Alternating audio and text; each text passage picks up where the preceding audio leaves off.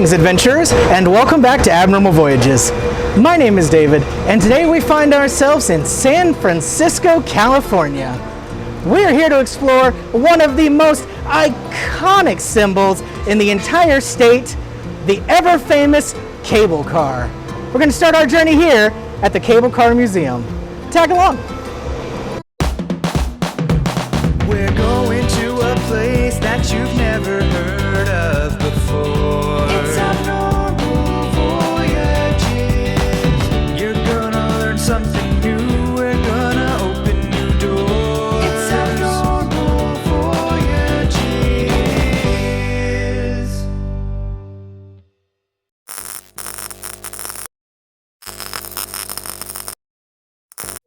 The cable car is one of the most iconic pieces of San Francisco, right behind the Golden Gate Bridge. And as a matter of fact, these cable cars have been running since 1873. That is quite a long time.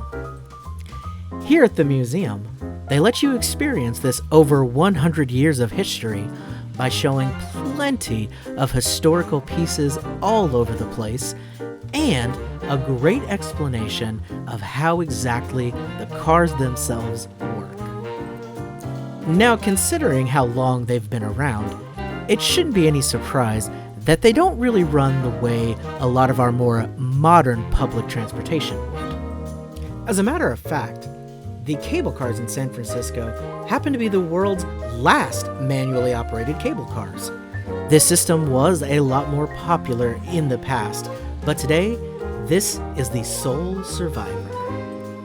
There used to be 23 cable car lines running through San Francisco. Today, only 3 remain, but they still operate just as smoothly as when they were created. Let's go ahead and get a look at how exactly these iconic cars travel throughout the city. Welcome underground to the sheave room. What is a sheave, you may be asking? Well, those are these giant wheels here behind me. These control the cables going in and out so that the cable cars are actually able to come into the powerhouse. All of them are controlled here. There are 4 different lines throughout San Francisco, and this is the hub. There are actually hundreds of these little guys under the streets as well, just to make sure that everything runs smoothly. Basically, from this hub, the cables are going to run all the way through the city and back. These run throughout the entire line and are constantly moving. If you see cable cars operating, it means the cables are going. They continuously go, and the cable cars are able to clamp onto them when they want to move along the path. Then they can detach when they need to stop. So now that we've seen a little bit of what's going on underground, let's take a look up top. Here's another view of all the machinery it takes to keep the cables continuously moving through the streets of the city. Each cable car that happens to be on these lines out in the streets is able to choose when they want to move along with the line or when they need to pause to let people on and off. So, who came up with the idea of this cable car system? That would be this man right here, Andrew Halliday. It's said that he had this idea in 1869 when he happened to see a streetcar drawn by horses going up wet cobblestone and started to slide backwards. It caused a big wreck, and unfortunately the horses passed away. He thought to himself, there has to be a better way to get people around. And it turns out, there certainly was. Andrew helped start the Clay Street Hill Railroad, which was the very first cable car system here, and was used through a series of grip cars, which, as I mentioned before, are still what we use today. Now, that's not to say there haven't been improvements and advancements in the cable car industry, as they have changed with the times a little bit. But at their heart, this system is the same one that they started using back in the 1800s. The museum has a lot of fascinating pieces of old equipment that was used to run things way back then, all the way up until now, including this great example of the grip that makes everything responsible. Now you may see this on the actual cable car near your driver. This would be the grip man who uses this. And this pretty much can be used to snag your car onto the line. It's extremely lubed up, so when it's opened, the line can slide right through the metal pieces without your car having to go along with it. But as soon as that grip is engaged, the car is attached to the cable and it soars through the streets. It takes a lot of strength and patience to get this exactly right and learn how to operate correctly when it comes to stopping slowly, braking, and getting people on and off safely. So next time you happen to be on the cable cars, make sure you tell those nice guys thank you. Here's a close-up of some of the actual cable that is used in the streets. We have some worn pieces versus some brand new pieces that haven't ever been used. Years and years of continuous use certainly take their toll, so it's important that they get changed out when they begin to wear. Here is a whole reel of brand new cable ready to go. There's also a few cable cars that have hit their retirement time and came off the line and left here in a brand new home so that everyone can kind of get a taste of what the cable cars looked like in the past. Honestly, they haven't really changed all that much.